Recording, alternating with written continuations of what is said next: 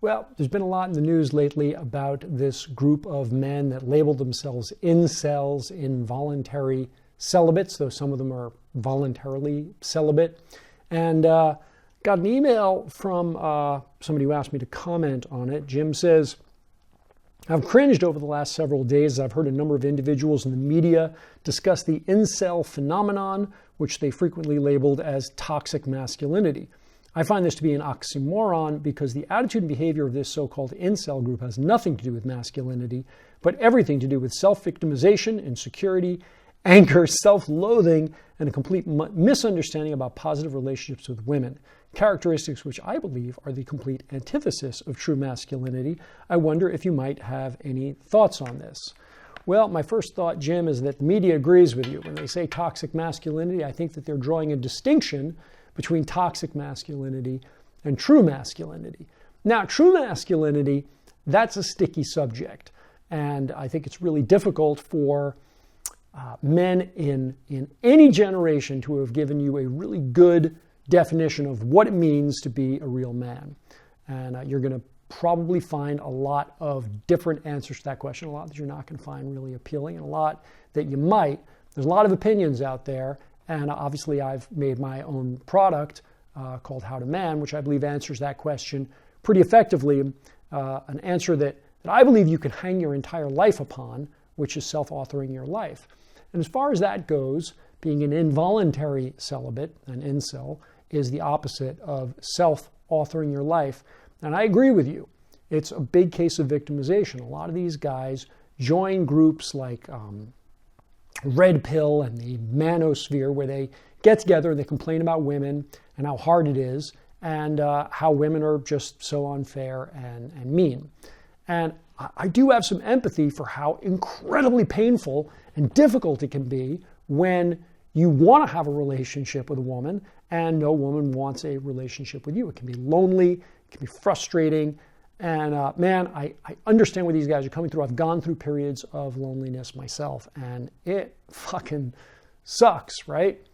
But where these guys have fallen so far off the rails, where they've become the toxic part of toxic masculinity, is that they're casting around for who to blame for their circumstances in life. And the reality is that they are at least somewhat to blame themselves, right? It's not entirely women. If it was really just women that were to blame, then why do some of us, myself, sounds like you, a great many of my friends, enjoy fantastic relationships with women? My past relationships were fantastic. I can't remember ever being treated in a shitty way by a woman. I've had great friendships with women. Women seem great to me. They probably seem great to you. So the question is, are these incel guys meeting entirely different women? Is it just a matter of luck? Are we swimming in different ponds? And the women that they're meeting are all these kind of caustic bitches and femo-Nazis who are trying to stamp out masculinity and make men feel badly about themselves and about their masculine sexual desires? It's not that no women like that exist, just that I hardly ever run into them. And they seem to only run into those women. There are no other women out there but the ones that are trying to put them down.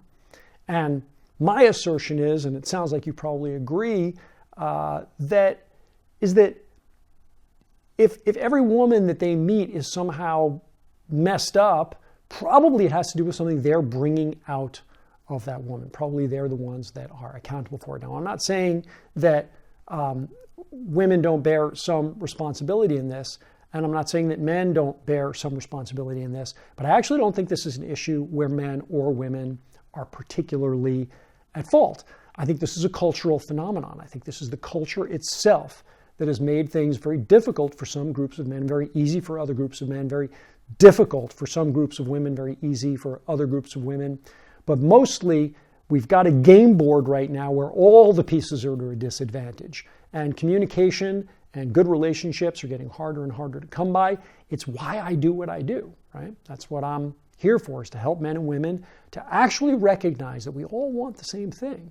You know, it's really easy for men to get very frustrated with women and say, just, you know, all I want is pussy. I don't give a shit about women. But that's not true.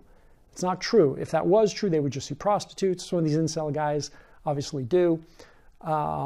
But it's a sad surrender of the truth. And what the truth is that both men and women and men really want love a lot more than they want sex. We're all wired to want sex, men and women. We're all wired even more powerfully to want love and understanding, to really be seen in our relationships. And these guys have given up on all of it, and they've cast around for a perpetrator, and they've decided that women and the women that are coming out of today's culture are the perpetrator, and they're not. They're perpetrating it against themselves. And until they can take accountability for their own responsibility for the success or failure of their happiness in their life, obviously they're not going to get anywhere. So this was kind of a long rant.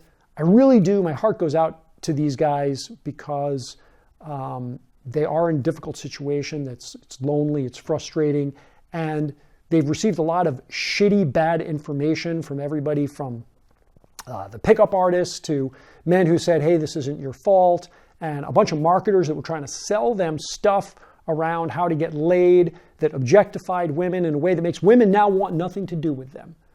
And frankly, women have become increasingly suspicious of men because of these programs that are out there that teach men how to fool women. So women have to be twice as much on their guard, which makes men, again, have to bring out even bigger guns. And we've gotten to a point where things are pretty bad out there. And it's not entirely of their doing that things have gotten this bad.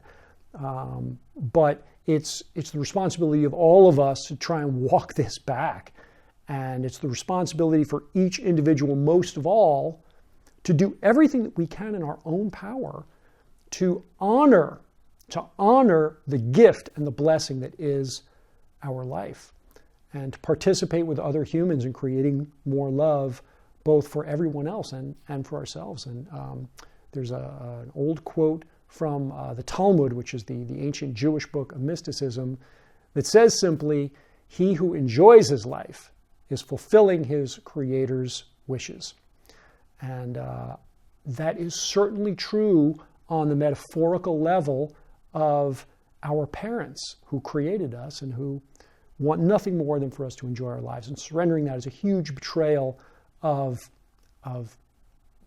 family, of spirituality, and of course it's a betrayal of yourself. And I hope some of those guys will watch this video and change their mind, maybe watch a few more of my videos, and give themselves an opportunity to have a more authentic relationship, not just with women, but with themselves.